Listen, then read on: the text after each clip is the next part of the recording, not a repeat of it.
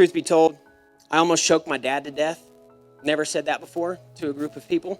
And I knew I had to get out of the environment to go and become the type of person that I wanted to become. I love my dad. He's a good man.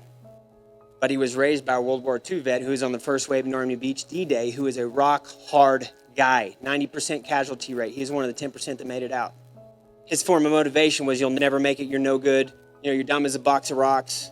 And that was his form of motivation because that's how the troops were motivated back in the day. It was rock hard. There's a place for that. I learned how to shoe and ride and rope from my dad.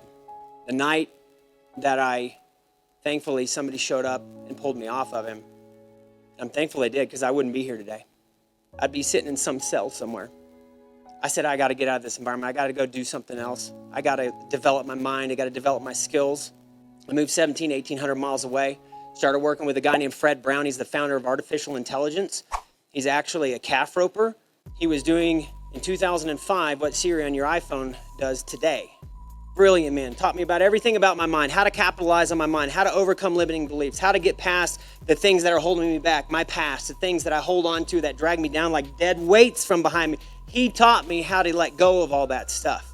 Do you guys really, truly know that you will not ever be remembered by your failures? You will only be remembered by the good things that you did?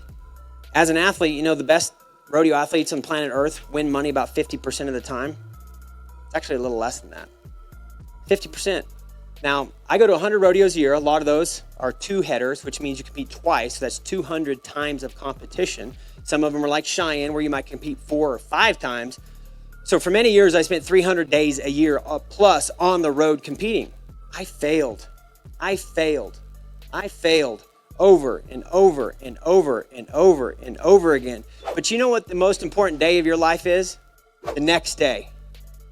If you can get to the next day, the next number, the next meeting, the next appointment without internalizing, my dad said this about me, so I'm no good. They said I would never make it. Get that crap out of your head right now. You are created for greatness. You're created to do amazing things.